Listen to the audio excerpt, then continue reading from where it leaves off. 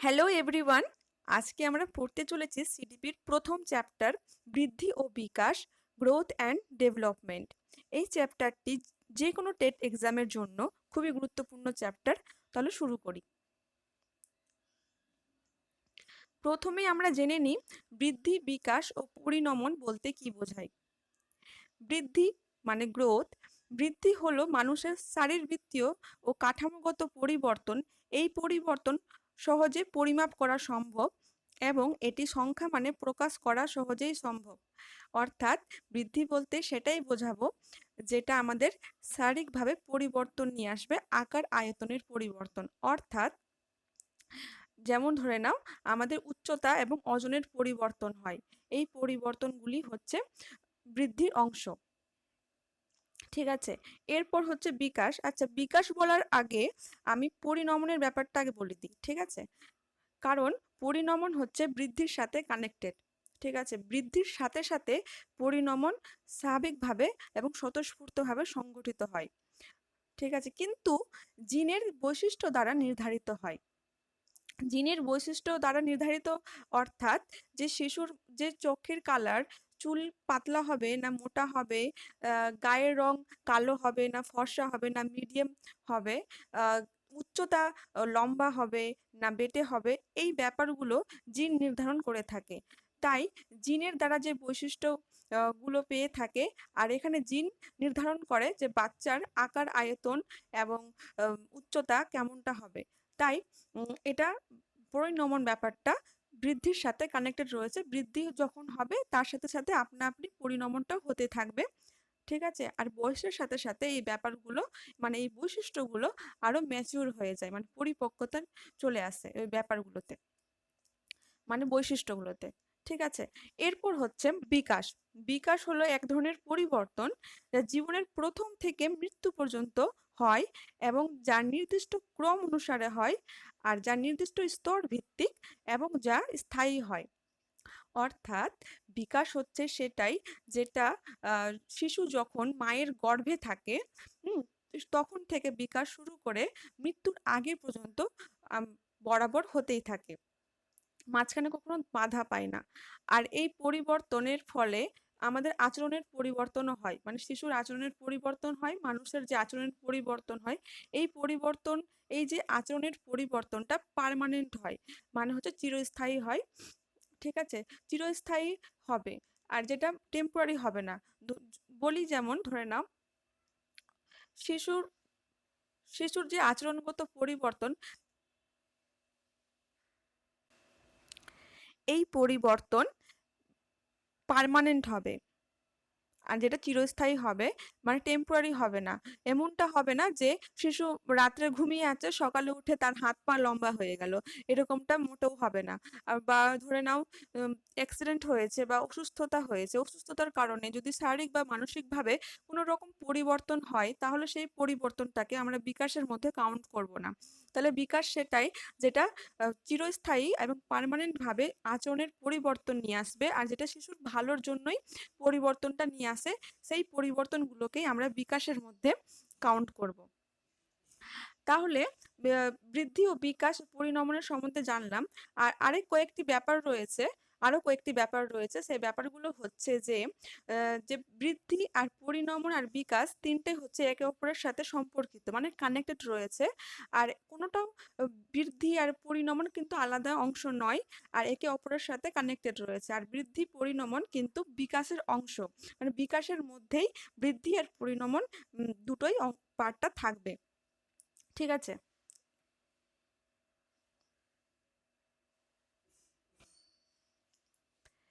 এবার আমরা দেখে নিই বিকাশের কয়েকটি বৈশিষ্ট্য রয়েছে। তাহলে জেনে নিই বৈশিষ্ট্যগুলো কি কি।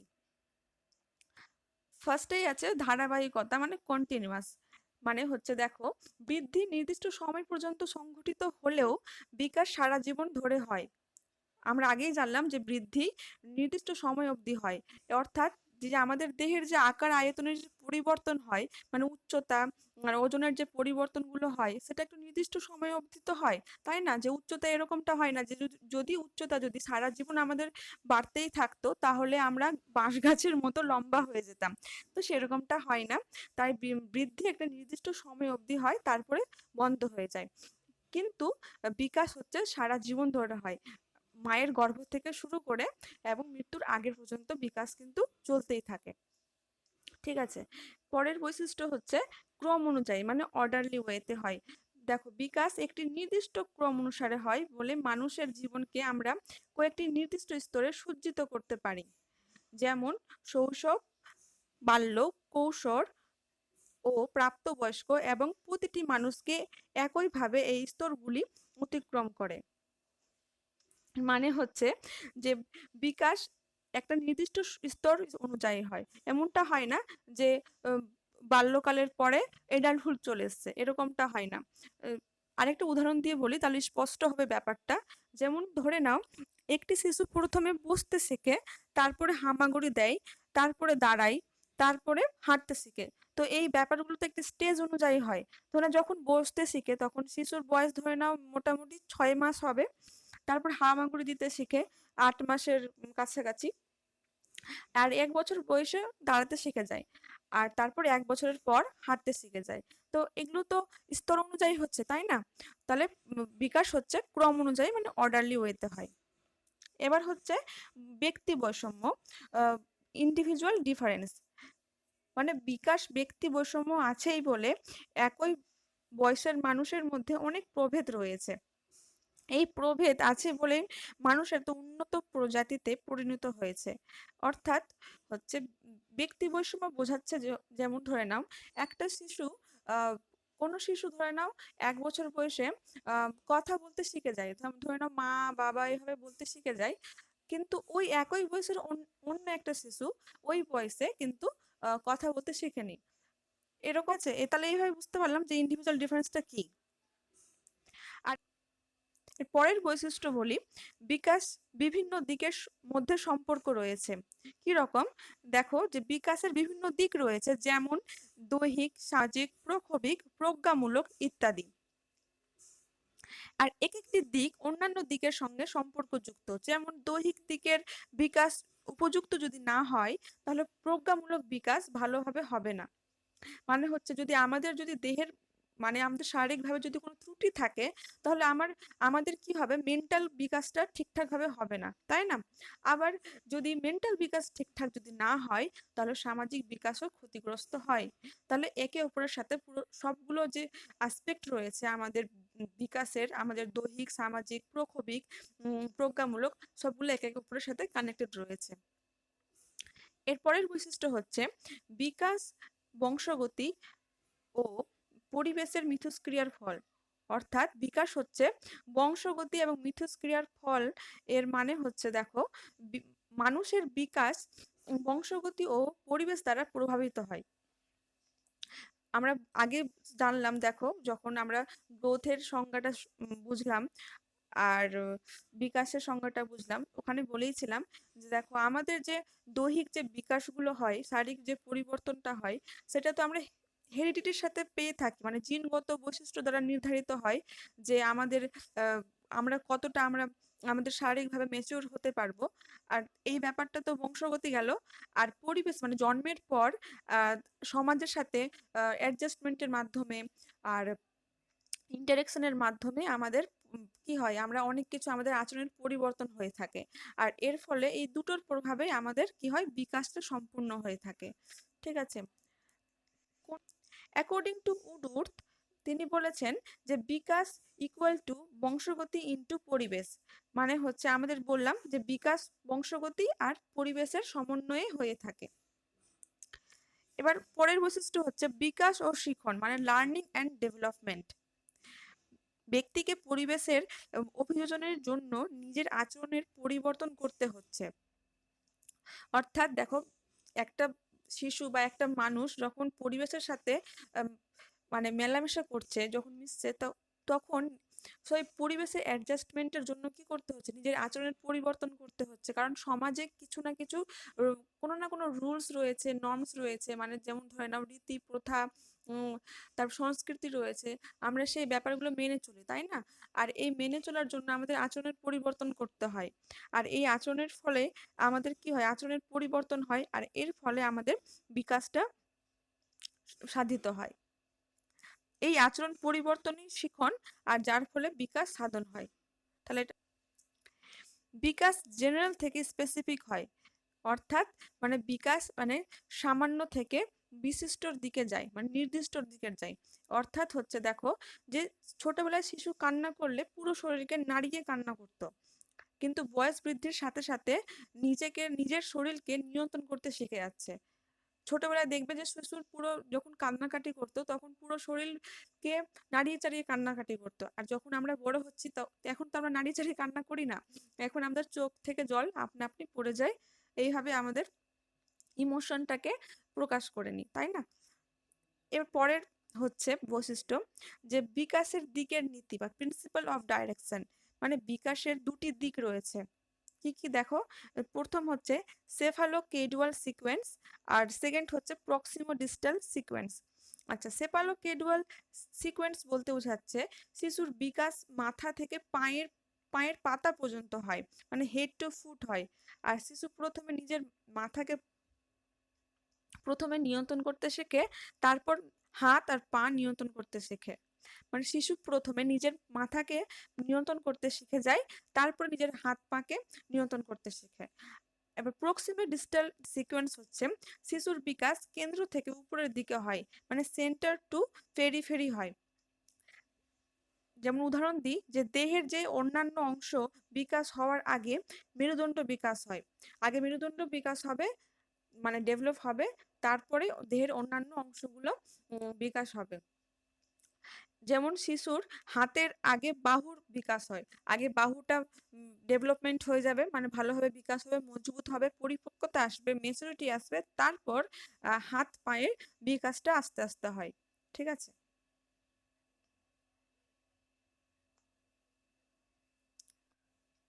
মানে বৃদ্ধি ও বিকাশের স্টেজ রয়েছে, যেহেতু বৃদ্ধি আর বিকাশ স্টেজ অনুযায়ী হয়, স্তর ভিত্তিক হয়, আর নির্দিষ্ট ক্রম অনুযায়ী হয়, আর অর্ডারলি ওয়েতে হয়। তাহলে স্টেজগুলো জেনে নিই কি কি।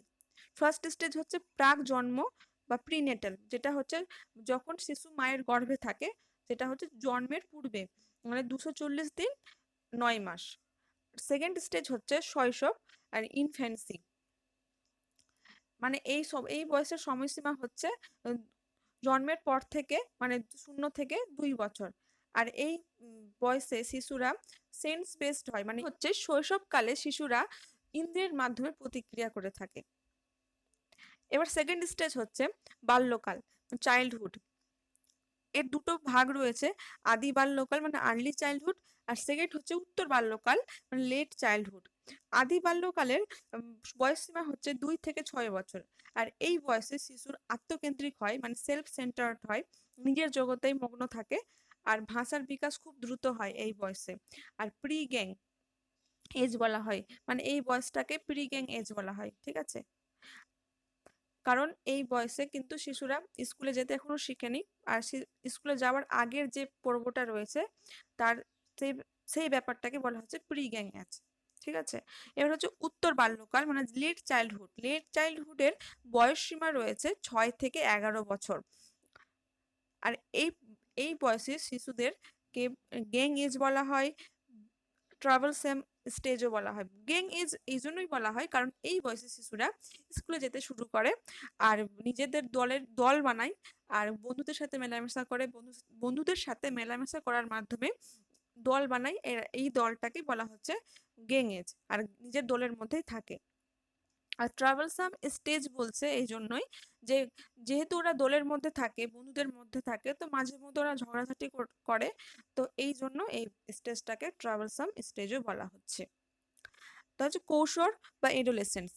কৈশোরকাল বয়সসীমা হচ্ছে 11 থেকে 19 বছর, বা 12 থেকে 20 বছরও বলতে পারো। হ্যাঁ, তো এই বয়সের কিছু বৈশিষ্ট্য রয়েছে, যেমন বুদ্ধির বিকাশ খুব ভালো হয়, ইন্টেলিজেন্টের বিকাশটা খুব দ্রুত হয় এবং খুব ভালোভাবে হয়ে যায়। মনোবিদ স্ট্যানলি হল এই বয়সের শিশুদের মানে কৈশোরকালকে period of stress and storm বলেছেন, যেহেতু এই বয়সের শিশুদের মধ্যে দিয়ে ঝড় বয়ে যায় আর হতাশার মধ্যে থাকে, তার জন্য এই বয়সকে Stanley Hall period of stress and storm বলেছেন। ঠিক আছে, এই স্টেজটাকে আবার আইডেন্টি ক্রাইসিসও বলা হয়। এরিকসন এই ব্যাপারটা বলেছেন। আইডেন্টি ক্রাইসিস এই জন্যই বলা হয় যে এই বয়সের শিশুরা সমাজের নিজের স্থান নিয়ে কনফিউজ হয়ে থাকে। কখনো তার মা বাবা বা বড়রা বলে থাকে তুই ছোট আছিস, কখনো বলে তুই বড় হয়ে গেছিস। এইরকম কনফিউজ ব্যাপারগুলো তারা ঠিকঠাক বুঝতে পারে না, তার জন্য আইডেন্টি ক্রাইসিসের মধ্যে ভুগে। বিকাশের বিভিন্ন দিক, টাইপস অফ ডেভেলপমেন্ট, মানে বিকাশের বিভিন্ন দিক রয়েছে, আর এই দিকগুলো জেনে নিই। ফার্স্ট হচ্ছে দৈহিক বিকাশ, মানে ফিজিক্যাল ডেভেলপমেন্ট। এই ফিজিক্যাল ডেভেলপমেন্ট কিন্তু গ্রোথের সাথে কানেক্টেড। ঠিক আছে, যেমন দৈহিক পরিবর্তনের ফলে আমাদের দেহের আকার ও আয়তন পরিবর্তন আসে, আর এর ফলে মানুষের অঙ্গ সঞ্চালনমূলক ক্ষমতা ধীরে ধীরে বৃদ্ধি পায়। আর এর মধ্যে রয়েছে, দেখো, দুটো ভাগ করা হয়েছে দৈহিক বিকাশকে আবার।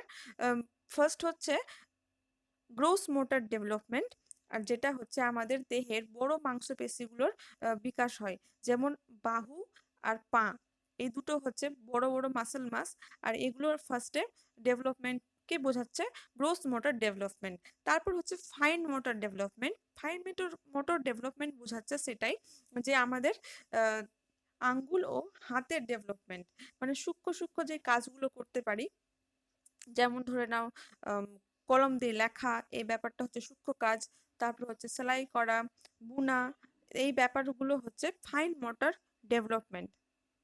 ঠিক আছে, এরপর সেকেন্ড স্টেজ হচ্ছে, দেখো, বৌদ্ধিক বিকাশ বা কগনিটিভ ডেভেলপমেন্ট। কগনিটিভ ডেভেলপমেন্ট বোঝাচ্ছে, দেখো, বৌদ্ধিক পরিবর্তনের ফলে চিন্তা শক্তির ক্ষমতা বৃদ্ধি পায়। আর যে শিশুর জন্মের সময় প্রায় কোনো রকমের চিন্তা করতে পারতো না, সে ধীরে ধীরে যখন পূর্ণবয়স্ক মানুষের পরিণত হয়, তখন নিজেই সমস্যা সমাধান করতে পারে এবং স্থির সিদ্ধান্তে পৌঁছাতে পারে। সামাজিক বিকাশ মানে সোশ্যাল ডেভেলপমেন্ট। সামাজিক পরিবর্তন মানুষকে মানুষের সমাজের সাথে অ্যাডজাস্টমেন্ট করতে শেখায় এবং সমাজে যে প্রচলিত নিয়ম নীতি মেনে নির্দিষ্ট আচরণ করতে পারে। সামাজিক পরিবর্তন মানুষকে সমাজের অন্য মানুষের সঙ্গে মিশতে শেখায় এবং এর ফলে বন্ধুত্ব তৈরি হয়, তাই না? এইভাবে তো আমাদের বন্ধুত্ব তৈরি হয়, আর এইভাবে আমরা সমাজের একটা সদস্য হয়ে উঠি সমাজের সাথে অ্যাডজাস্টমেন্টের মাধ্যমে। আর সমাজে যে অ্যাডজাস্টমেন্ট করার ফলে আমাদের যে আচরণের পরিবর্তন হয়, আর এর ফলে তো আমাদের বিকাশ সাধিত হয়। এর পরের হচ্ছে প্রক্ষোভিক বিকাশ, ইমোশনাল ডেভেলপমেন্ট। ইমোশনাল ডেভেলপমেন্ট হচ্ছে একটা খুব গুরুত্বপূর্ণ পার্ট, এটাও কিন্তু সোশ্যাল ডেভেলপমেন্টেরই অংশ। প্রক্ষোভিক পরিবর্তন মানুষকে প্রক্ষোভের নিয়ন্ত্রণ করতে সাহায্য করে।